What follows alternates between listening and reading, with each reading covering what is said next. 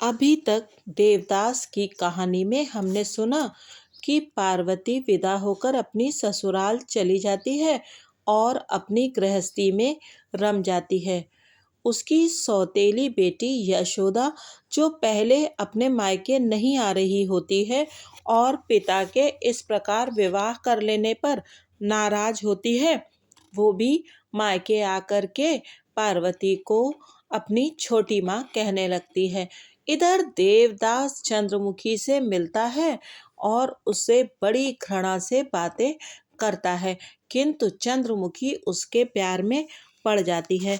अब आगे की कथा सुनते हैं। दोनों भाई द्विजदास और देवदास और गांव के बहुत से लोग जमींदार नारायण मुखर्जी का अंतिम संस्कार करके लौट आए। द्विजदास खूब चिल्ला चिल्ला कर रो रहा है। उसकी दशा पागलों की सी हो गई है। मोहल्ले के 10-5 आदमी मिलकर भी उसे पकड़े नहीं रख सकते। देवदास शांत भाव से एक खंबे के पास बैठा हुआ है। ना तो उसके मुख से एक शब्द ही निकलता है, ना ही उसकी आंखों में एक बूंद आंसू है। ना तो उसे कोई पकड़ता है और ना सांत्वना देने का ही प्रयत्न करता है। मधुसूदन घोष एक बार उसके पास आकर कहने लगे, हाँ भैया, तकदीर के आगे। देवदास ने द्विजदास की ओर उंगली दिखाकर कहा, ये सब आपको वहां कहना है। घोष महाशय अप्रतिभ होकर बोले, हाँ हाँ, उन्हें तो बहुत शौक। और फिर ऐसी ही बातें कहते कहते वे वहां से खिसक गए। फिर कोई और पास नहीं आया। दोपहर बीत जाने पर देवदास अपनी अर्धमूर्छित माता के पैरों के पास जा बैठा। वहां उसे बहुत सी औरतें घेरे हुए बैठी हैं। पार्वती की दादी भी वहां मौजूद हैं। उसने भरे हुए गले से देवदास की माँ से कहा, बहू, जरा देखो तो, देवदास आया है। देवदास ने पुकारा, माँ। उन्होंने एक बार देखकर कहा, बेटा। इसके बाद फिर उनकी मुंदी हुई आंखों के कोनों से अश्रुओं की अजस्र धारा बहने लगी। स्त्रियों का दल भी हाय हाय करके रोने धोने लगा। देवदास कुछ देर तक अपनी माता के चरणों में मुंह छुपाए बैठा रहा। इसके बाद उठकर धीरे धीरे अपने पिता के कमरे की ओर चला गया। उसकी आंखों में जल नहीं, चेहरा गंभीर तथा शांत है। अपनी लाल आंखें ऊपर की ओर गड़ाकर जमीन पर बैठ गया। ऐसा मालूम होता है कि अगर उस समय उसे कोई देख लेता तो अवश्य ही डर जाता। कपाल के दोनों ओर की नसें फूल रही हैं और बड़े बड़े रूखे बाल खड़े हो रहे हैं। तपाए हुए सोने के से वर्ण पर मानो कालिक पुत गई है। एक तो कलकत्ता का जघन्य अनाचार, फिर ये देर रात तक जागना और उस पर पिता की मृत्यु। जिसने आज से साल भर पहले उसे देखा था, जान पड़ता है वो शायद इस समय उसे देखकर सहसा पहचान भी ना पाता। कुछ देर बाद पार्वती की माँ ढूंढती हुई दरवाजा खोलकर अंदर आई। देवदास, क्या है चाची? बेटा, इस तरह तो काम नहीं चलेगा। देवदास ने उसके मुख की ओर देखकर कहा, क्यों, मैंने क्या किया है चाची? चाची जानती तो थी कि क्या किया है, लेकिन कोई उत्तर न दे सकी। उसने देवदास का सिर खींचकर अपनी गोद में कर लिया और कहा, देव बेटा। क्या चाची? देव बेटा। देवदास ने उसकी छाती में मुंह छुपाया तो उस समय उसकी आंखों से एक बूंद आंसू टपक गया। दुखी से दुखी परिवार के दिन भी कट जाते हैं। धीरे धीरे दूसरे दिन का सवेरा हुआ। रोना धोना भी बहुत कुछ कम हो गया। द्विजदास का मन अब बिल्कुल ठिकाने आ गया है। उनकी माँ भी अब उठकर बैठ गई है और आंखें पोंछती हुई दिन के काम कर रही है। 2 दिन के बाद द्विजदास ने देवदास को बुलाकर कहा, देवदास, पिताजी के श्राद्ध में कितना खर्च करना उचित होगा? देवदास ने बड़े भाई के मुख की ओर देखकर कहा, जो कुछ आप उचित समझे। नहीं भाई, सिर्फ मेरे समझने से ही काम नहीं चलेगा। तुम भी बड़े हो गए हो, तुम्हारी राय लेना जरूरी है। देवदास ने पूछा, नगद रुपए कितने हैं?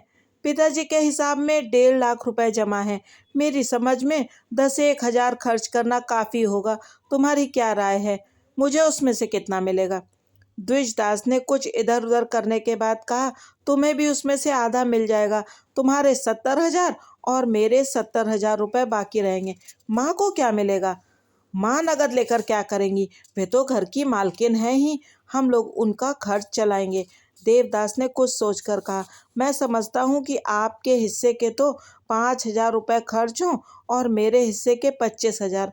अपने बाकी 50,000 रुपयों में से मैं 25,000 लूँगा और बाकी 25,000 माँ के नाम से जमा रहेंगे। आपकी क्या राय है? पहले तो देवदास मानो कुछ लज्जित हुआ, पर बाद में उसने कहा, अच्छी बात है। मेरे तो जानते हो स्त्री पुत्र और कन्या है, उनका ब्याह जनेऊ वगैरह करना होगा, बहुत से खर्च हैं, इसीलिए यही राय ठीक है। फिर कुछ रुक कर बोला, तो फिर इसकी लिखा पढ़ी हो जाए। लिखा पढ़ी होने की क्या ज़रूरत है? वह देखने में अच्छी नहीं मालूम होगी। मैं चाहता हूँ कि रुपया पैसे की बात इस समय चुपचाप ही हो जाए। अच्छी बात है, लेकिन भाई शायद फिर। अच्छा, मैं लिख ही देता हूँ। उसी दिन देवदास ने लिखा पढ़ी कर दी। दूसरे दिन दोपहर को देवदास नीचे उतर रहा था। सीढ़ियों के पास ही पार्वती को देखकर ठिठक गया। पार्वती ने उसके चेहरे की ओर देखा। पहचानने में उसे मानो कुछ दिक्कत हो रही थी। देवदास ने गंभीर और शांत भाव से पूछा, कब आई पार्वती? वही कंठस्वर, आज 3 बरस के बाद भेंट हुई है। पार्वती ने सिर झुकाकर कहा, आज सवेरे आई हूँ। बहुत दिनों से भेंट नहीं हुई। खूब अच्छी तरह थी? पार्वती ने सिर हिला दिया। चौधरी बाबू अच्छी तरह हैं, लड़के बच्चे सब मजे में हैं। सब लोग अच्छी तरह हैं। पार्वती ने एक बार उसकी ओर देखा, लेकिन वो नहीं पूछ सकी कि तुम कैसे हो और क्या करते हो। अब तो इस प्रकार का प्रश्न ही ठीक नहीं लगता। देवदास ने पूछा, अभी कुछ दिन रहोगी ना? हाँ, तब तो ठीक है। ये कहकर देवदास बाहर चला गया। श्राद्ध का सब कार्य पूरा हो गया।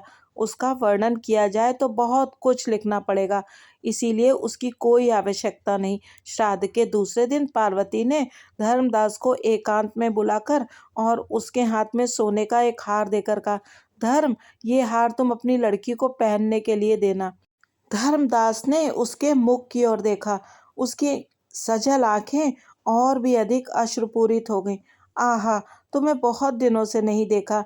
और सब हालचाल ठीक है बिटिया? हाँ, सब ठीक है। तुम्हारे लड़के बच्चे तो अच्छे हैं?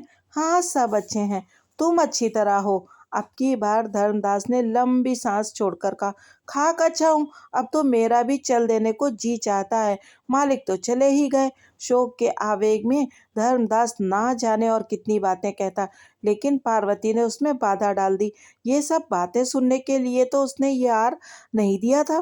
पार्वती ने बीच ही में रोककर कहा, धर्मदास, ये तुम क्या कहते हो? तुम नहीं रहोगे तो देवदास को कौन देखेगा?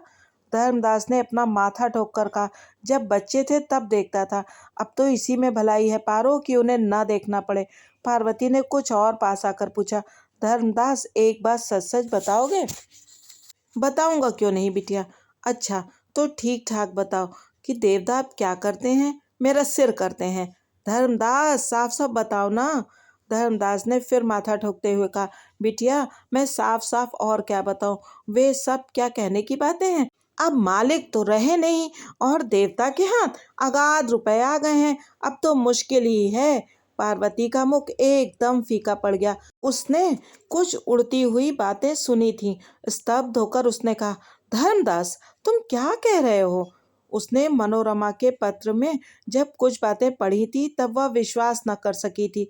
धर्मदास सिर हिलाकर कहने लगा, न खाना है न सोना है, सिर्फ बोतल बोतल शराब। 3-3 4-4 दिन तक न जाने कहाँ पड़े रहते हैं, कोई ठिकाना नहीं। न जाने कितने रुपए उड़ा दिए। सुनता हूँ कि कई हजार रुपयों के तो उसे खाली गहने बनवा दिए हैं। पार्वती सिर से पैर तक कांप उठी। धर्मदास, क्या ये बात सच है? धर्मदास अपनी धुन में कहता गया, शायद वे तुम्हारी बात मान लें। तुम एक बार उन्हें मना करो। कैसा शरीर था और अब कैसा हो गया है। इस तरह के अत्याचार से कितने दिन जीते रहेंगे। और अब ये सब बातें किससे कहूँ? माँ बाप भाई, इन सब से तो ये बातें नहीं कही जा सकती। कुछ ठहरकर धर्मदास बार बार माथा ठोकते हुए कह उठा, पार्वती, जी चाहता है कि सिर पटक कर मर जाऊं। अब जीने की साध नहीं रही। पार्वती उठकर चली गई। नारायण बाबू की मृत्यु का समाचार सुनकर वह दौड़ी आई थी। सोचा था कि इस विपत्ति के समय एक बार देवदास के पास जाना उचित है, लेकिन यहाँ उसके इतने साधु देवदा की ये हालत हो रही है। उसे इतनी अधिक बातें याद आने लगी जिनकी कोई सीमा नहीं।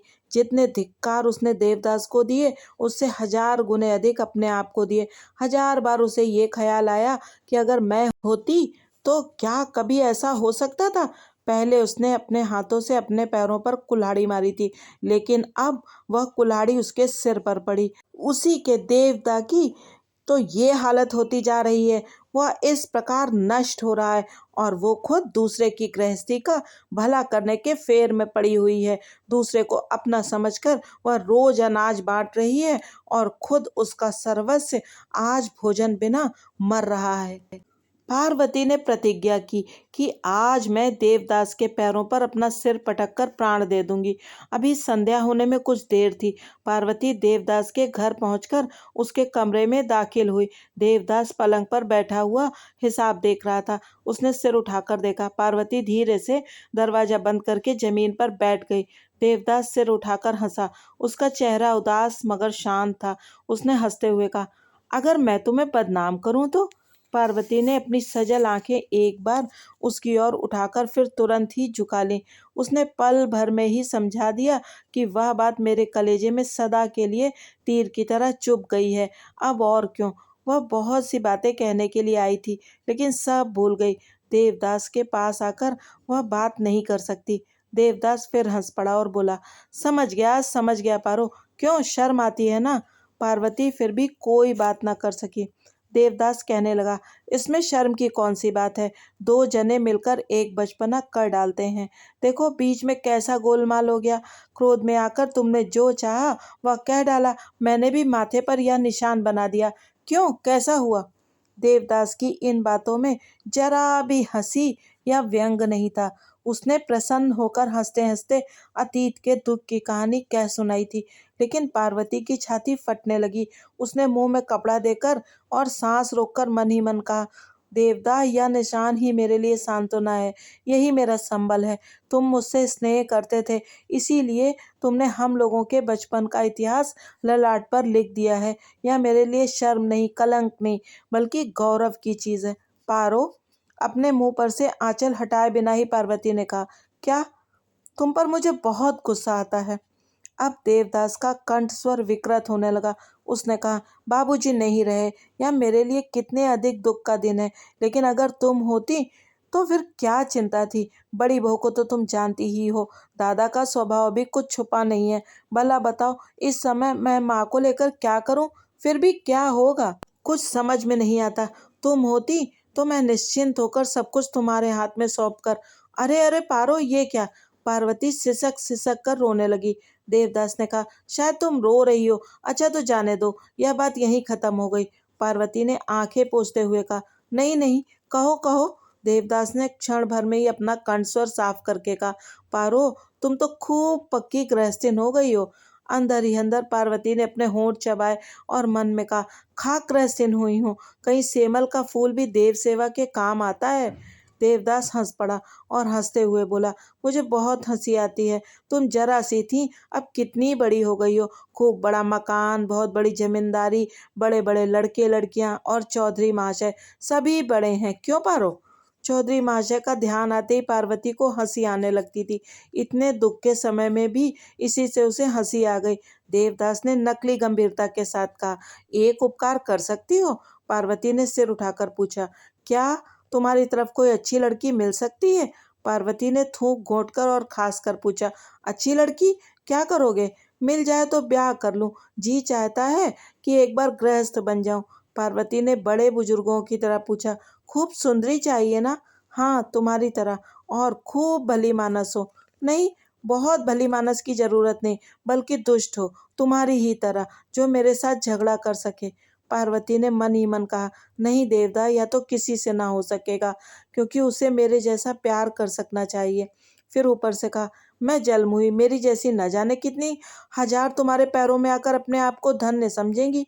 देवदास ने मजाक करते हुए हंसकर कहा, 1000 क्या करूंगा, मुझे तो एक ही चाहिए।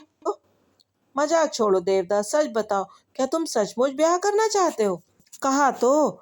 देवदास ने सिर्फ यही बात खुलकर नहीं कही कि तुम्हें छोड़कर इस जीवन में और किसी स्त्री की ओर मेरा झुकाव नहीं होगा। देवदा, एक बात कहूँ क्या? पार्वती ने अपने आप को संभालते हुए कहा। तुमने शराब पीना क्यों सीखा?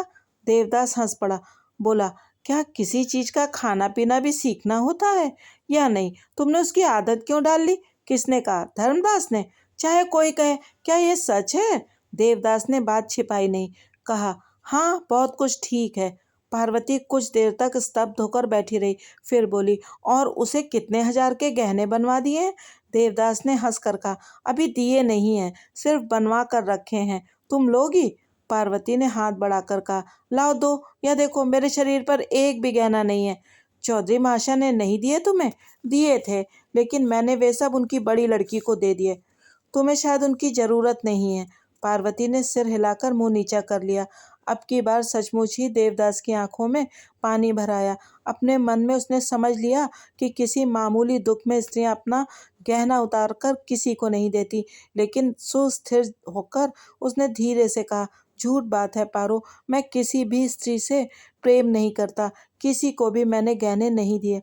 पार्वती ने ठंडी सांस लेकर मन ही मन कहा, मेरा भी यही विश्वास था। उसके बाद पार्वती ने कहा, लेकिन इस बात की प्रतिज्ञा करो कि अब कभी शराब नहीं पियोगे। नहीं, ये मुझसे नहीं हो सकता। क्या तुम प्रतिज्ञा कर सकती हो कि कभी एक बार भी मुझे याद नहीं करोगी? पार्वती ने कोई जवाब नहीं दिया। उसी समय बाहर संध्या की शंख ध्वनि हुई। देवदास ने चकित होकर खिड़की में से बाहर की ओर देखते हुए कहा, संध्या हो गई, अब तुम घर जाओ। नहीं, मैं नहीं जाऊंगी। पहले तुम प्रतिज्ञा करो। यह मुझसे नहीं हो सकता। क्यों नहीं हो सकता? क्या सभी लोग सब काम कर सकते हैं? इच्छा करने पर अवश्य ही कर सकते हैं। तुम आज रात को मेरे साथ भागकर चल सकती हो? सहसा पार्वती के हृदय की गति जैसे रुक गई हो। अज्ञात रूप से अस्फुट स्वर में उसके मुंह से निकल गया, ऐसा कहीं होता है? देवदास पलंग पर खिसक कर बैठ गया और बोला, पार्वती, दरवाजा खोल दो।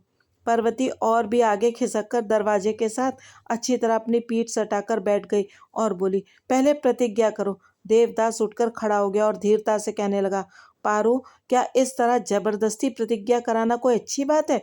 क्या इससे कोई विशेष लाभ है? आज की प्रतिज्ञा संभव है कि कल तक निभा न सकूं। मुझे झूठा क्यों बनाना चाहती हो? कुछ समय और भी इसी प्रकार चुपचाप बीत गया। उसी समय कहीं किसी कमरे में घड़ी में टन टन करके 9 बज गए। देवदास घबरा गया। उसने कहा, पारो, दरवाजा खोल दो। पार्वती ने कोई उत्तर नहीं दिया। देवदास ने फिर पुकारा, पार्वती, मैं यहाँ से नहीं जाऊंगी। यह कहकर पार्वती रोती रोती उसी जगह लौट गई और बहुत देर तक रोती रही। कमरे में उस समय अंधेरा था, कहीं कुछ दिखाई नहीं देता था। देवदास ने सिर्फ अनुमान किया कि पार्वती जमीन पर पड़ी हुई रो रही है। उसने धीरे से पुकारा, पारो। पार्वती ने रोते हुए उत्तर दिया, देवदा, मुझे बहुत कष्ट हो रहा है। देवदास उसके पास आ गया। उसकी आंखें भी गीली थीं, लेकिन स्वर विकृत नहीं हुआ। उसने कहा, क्या मैं ये बात नहीं जानता? देवदा, मैं मरी जा रही हूँ। मैं तुम्हारी सेवा नहीं कर सकी। मेरी जन्म भर की साथ। अंधकार में अपनी आंखें पोंछते हुए देवदास ने कहा, उसका भी तो समय है। अच्छा, तो तुम मेरे यहाँ चलो। तुम्हें देखने वाला यहाँ कोई नहीं है। तुम्हारे घर चलूंगा तो तुम मेरी खूब सेवा करोगी। वही तो मेरे बचपन की साध है। स्वर्ग के देवता, मेरी यह साध पूरी कर दो। इसके बाद अगर मैं मर जाऊं तो उसका कोई दुख नहीं। अब देवदास की आंखों से भी आंसुओं की धारा बहने लगी। पार्वती ने फिर कहा, देवता, मेरे घर चलो। देवदास ने आंखें पोंछ कर कहा, अच्छा, आऊंगा। नहीं, मुझे छूकर और मेरी शपथ खाकर कहो कि आओगे। देवदास ने अनुमान से पार्वती के चरण स्पर्श करके कहा, पारो, ये बात मैं कभी नहीं भूलूंगा। अगर मेरी सेवा करने से तुम्हारा दुख कम होता हो तो मैं तुम्हारे यहाँ जरूर आऊंगा। मरने से पहले ये बात मुझे याद रहेगी। पिता की मृत्यु के बाद लगातार 6 महीने तक घर में रहने के कारण देवदास बहुत ही घबरा गया। न सुख था और न शांति, बिल्कुल एक ही तरह का जीवन, जिस पर लगातार पार्वती की चिंता। आजकल सभी कामों और सभी बातों में देवदास को पार्वती की याद आती। ऊपर से भाई द्विजदास और भौजाई ने देवदास का कष्ट और अधिक बढ़ा दिया। घर की मालकिन की हालत भी देवदास जैसी ही है। स्वामी की मृत्यु के साथ ही उनके सब सुखों का अंत हो चुका है। पराधीन भाव से अब इस घर में रहना उनके लिए असह्य हो गया है। इधर कुछ दिनों से वे काशी में जाकर रहने का संकल्प कर रही हैं। केवल देवदास का विवाह किए बिना नहीं जा सकती। बार बार कहती हैं, देवदास ब्याह कर ले, मैं देख कर जाऊं। यह भला कैसे संभव था? एक तो अशौच की अवस्था और फिर मन के मुताबिक एक लड़की खोज आजकल। इसीलिए मालकिन के मन में रह रहकर बारंबार यही अफसोस होता है कि अगर उस समय पार्वती के साथ इसका विवाह हो जाता तो बहुत अच्छा होता। एक दिन उन्होंने देवदास को बुलाकर कहा, देवदास, अब तो मुझसे नहीं रहा जाता, कुछ दिन काशी चलकर रहूं तो ठीक हो। देवदास की भी यही इच्छा थी। उसने कहा, मैं भी तो यही कहता हूँ, 6 महीने बाद लौटने पर सब ठीक हो जाएगा। हाँ बेटा, बस यही करो। अंत में लौटकर उनकी बरसी हो जाने पर तेरा ब्याह करके और ये देखकर कि तुम घर गृहस्थी वाले हो गए हो, मैं फिर काशीवास करने के लिए चली जाऊंगी। देवदास इस पर राजी हो गया और अपनी माँ को कुछ दिनों के लिए काशी छोड़कर कलकत्ता चला गया। कलकत्ता आने पर 3-4 दिन तक देवदास ने चुन्नीलाल को ढूंढा, वह नहीं मिला, भाषा बदलकर कहीं और चला गया है। एक रोज संध्या के समय देवदास को चंद्रमुखी की याद हो आई। उसे ख्याल आया कि एक बार मिल लिया जाए। इतने दिनों तक उसका कभी ध्यान ही नहीं आया था। देवदास को मानो कुछ शर्म सी महसूस हुई और वो एक किराए की गाड़ी लेकर संध्या होने के कुछ ही देर बाद चंद्रमुखी के मकान के सामने जा पहुंचा। बहुत देर तक पुकारने के बाद अंदर से किसी स्त्री ने उत्तर दिया, यहाँ नहीं है। सामने गैस बत्ती का एक खंबा था। देवदास ने उसके निकट जाकर पूछा, बता सकती हो वो कहाँ गई है? खिड़की खोलकर और कुछ देर तक देखकर उसने पूछा, क्या तुम देवदास हो? हाँ। इसके बाद उसने दरवाजा खोलकर कहा, आओ। आवाज देवदास को कुछ कुछ पहचानी सी जान पड़ती थी, लेकिन फिर भी वह अच्छी तरह पहचान नहीं सका। उस समय कुछ अंधेरा भी हो गया था। उसने पूछा, चंद्रमुखी कहाँ है, बता सकती हो? स्त्री ने मुस्कुराते हुए कहा, हाँ बता सकती हूँ, ऊपर चलो। अब देवदास ने पहचान लिया और कहा, अरे तुम ही? हाँ मैं ही हूँ देवदास, मुझे एकदम भूल गए।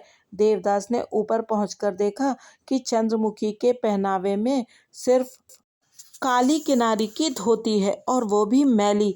हाथों में सिर्फ 2 कड़े हैं, इसके सिवा और कोई गहना नहीं है।